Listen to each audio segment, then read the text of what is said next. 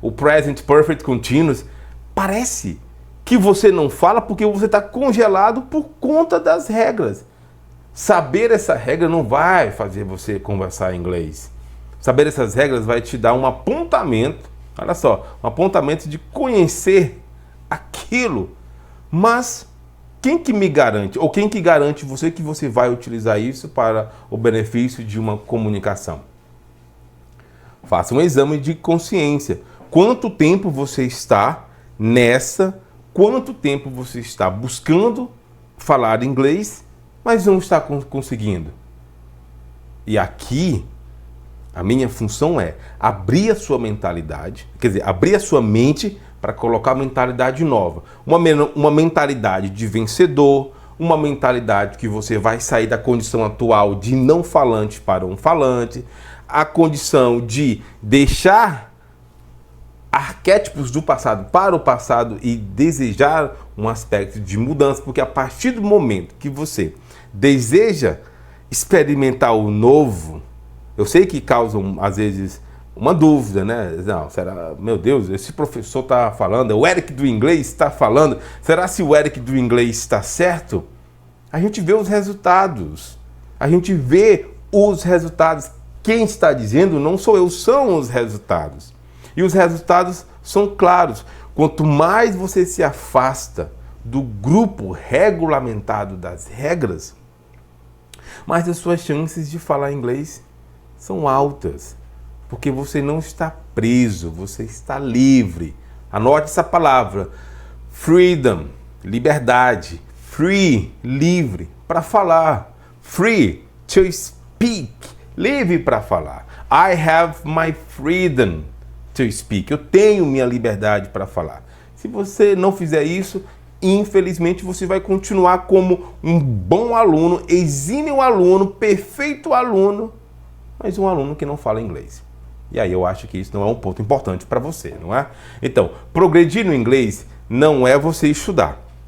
É você perceber o aumento da sua capacidade para interagir com coisas que normalmente fazem parte do dia a dia.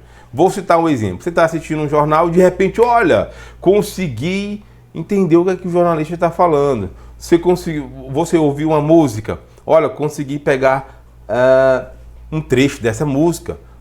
Consegui pegar dois trechos dessa música.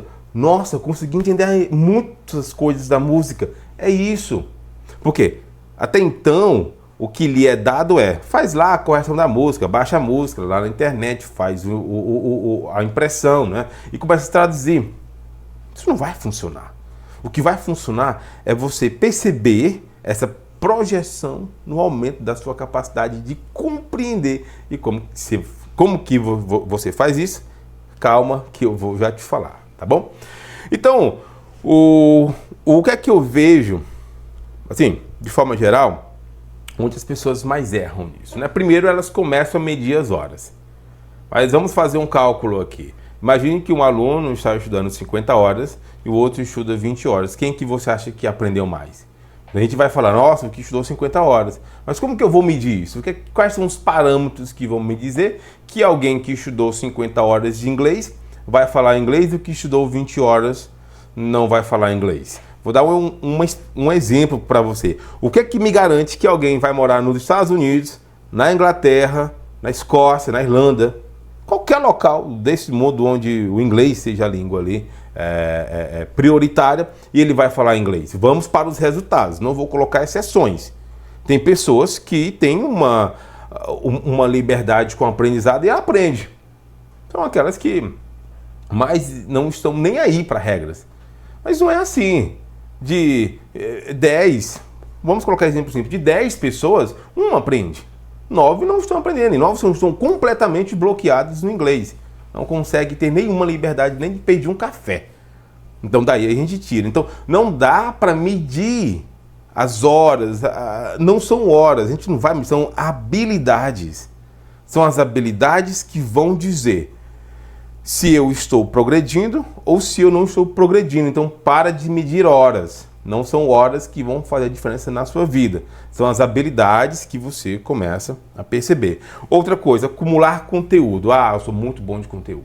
Estou... E assim, parece que toda semana é um livro novo, toda semana é um curso novo, toda semana não sei, é uma pesquisa nova. Quer dizer assim, é sempre aquele achismo que não está aprendendo. E eu vou tocar nesse assunto. Que ele diz, não estou aprendendo, eu acho que tem que fazer isso, tem que fazer aquilo. E você busca um sentido, você busca um norte. Aí, de forma bastante não esclarecedora. Estou tentando encontrar a palavra aqui para ela, mas aterrorizante. Essa é a palavra, aterrorizante. Você abre um jornal, quem gosta de abrir jornal? Ou quem gosta de abrir o website, ver um jornal, ou quem gosta de assistir um filme, uma série, uma música, você clica na música, escuta a música e fica, não entendi nada.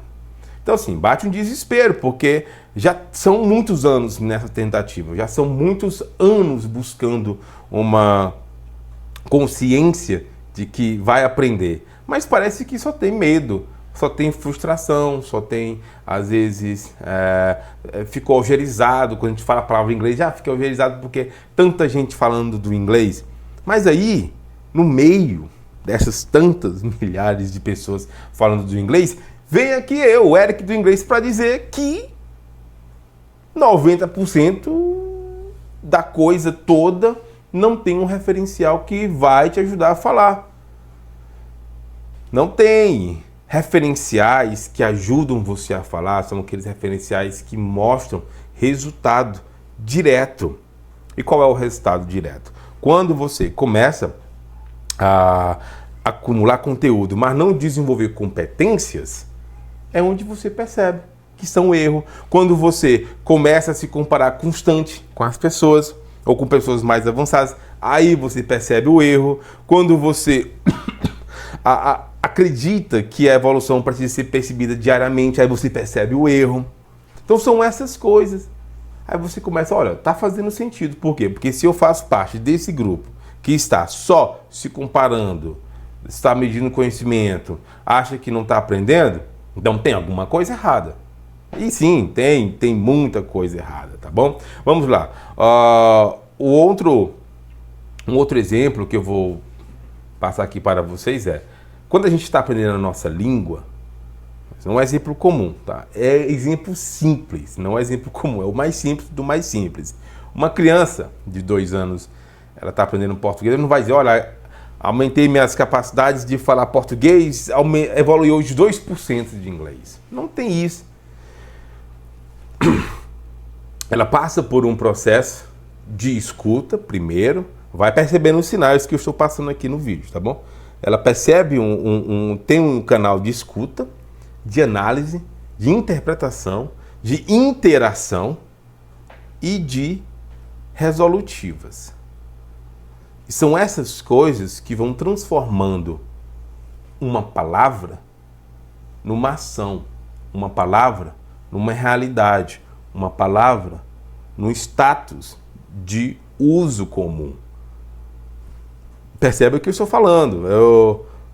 Aqui tem muitos segredos dentro dessa aula. Então você vai desenvolvendo da seguinte maneira. Por que você está estudando gramática? Qual a finalidade? É para falar? Então você não vai falar. Pronto, já falei. O que você está querendo? Estou querendo falar inglês. Então para de se preocupar com a gramática. Você quer falar inglês? Para de se preocupar em se comparar. Você quer falar inglês? Para de se preparar com excesso de conteúdo. Quer falar inglês? Para de se preocupar com excesso de informações. Quer falar inglês? Pare de se preocupar em traduzir. Quer falar inglês? Você precisa testar o novo. Vou repetir. Você quer falar inglês? Você precisa testar o novo. Saia do velho modelo. Saia das velhas metodologias e se volte para o simples. Para o mais simples. É do mais simples que vai sair a sua comunicação. Por exemplo, alguns julgam isso porque se eu dissesse para você que uma pessoa que tem 200 vocabulários, ela é capaz de falar sim, Às vezes uma pessoa que tem 200 vocabulários, eu não vou nem colocar muitos vocabulários, 200 eu acho que está muito. 100 vocabulários, eu acho que tem pessoas com 100 vocabulários que ela consegue fazer muito mais coisa do que uma pessoa que tem muito conhecimento de gramática. Pode ter certeza. Aquela pessoa que tem 100 vocabulários ali bem distribuídos, organizados, ela tem muito mais coragem de fazer uma pergunta em inglês, de errar inclusive, mas de continuar, do que aquela pessoa que é bem perfeitinha, muitos vocabulários, muito conhecimento, que é só conhecimento mesmo, teórico, muito conhecimento e pouco parte prática, pouco uso prático. Isso não vai servir para quase nada, tá certo? O que a gente precisa perceber dentro desse modelo de comunicação é que todas as vezes que você busca aprender inglês, existe uma necessidade autêntica de você dizer não para muitas coisas. Eu acho que esse é o maior benefício, né? Quando você diz esse não para aquelas coisas que não estão funcionando. Esse é o melhor benefício. Você dizer não para antigos valores que você atestava, talvez até então, que são valores que vão fazer você falar inglês. Não acredite nisso, porque se fosse para você falar inglês, com a quantidade de informações que você tem, você já estaria falando. Essa é uma verdade. Por que é importante entender isso? Isso é importante porque, primeiro, você para de se culpar. Você tira a culpa de você. Segundo, você percebe que não está fracassando. Você simplesmente estava utilizando indicadores que não estão, né, direcionados a você. Está usando indicadores de outras pessoas. Está usando indicadores de um colega, de um amigo, de um professor, de uma outra pessoa, menos o seu. Quando você começa a usar os seus próprios indicadores, você passa a ver o inglês, você passa a perceber o seu conhecimento de uma outra forma, tá certo? E por que é importante perceber isso? Bom, já falei, você para de perseguir quantidade e passa a perseguir o desenvolvimento. E é sobre o desenvolvimento que você deve focar diretamente. Agora, tem uma coisa interessante. Se você decidir continuar ignorando isso, o que é que pode acontecer? Desânimo, marca comigo aqui, desânimo, ansiedade, troca constante de metas e abandono dos estudos. Mas o pior não é isso, o pior é que você começa a criar um medo, um trauma do inglês. Você começa a ficar bloqueado com o inglês. Você vai dizer para si mesmo, eu não vou entender isso aí. Acho que aprendo tudo menos o inglês. Por quê? Porque, de certa forma, você começou a entrar num ciclo repetitivo. E esse ciclo repetitivo provoca todo esse ecossistema de ideias, tá bom? E uma outra coisa que eu vou responder para vocês é por que muitas pessoas gastam muito dinheiro, muito tempo e continuam travadas. Por quê? Confundem conhecimento com habilidade. Vamos voltar um pouquinho lá no início do vídeo. Se a gente percebe que o nosso cérebro tem a capacidade de criar atalhos e essa ciência do erro diz que a gente pode confundir as coisas, é isso que acontece. As pessoas confundem conhecimento com habilidade. Não adianta ter só o conhecimento teórico. Você precisa de conhecimento prático, usável e simples. Falar inglês é simples. Falar português também é simples, mas falar inglês também deve ser simples. Se a gente não entrar nesse mérito da simplicidade, não adianta. Você pode tentar tudo que você imaginar. Tudo mesmo, e você não vai conseguir falar inglês. Porque eu acho que na sua cabeça é assim, vou falar inglês quando eu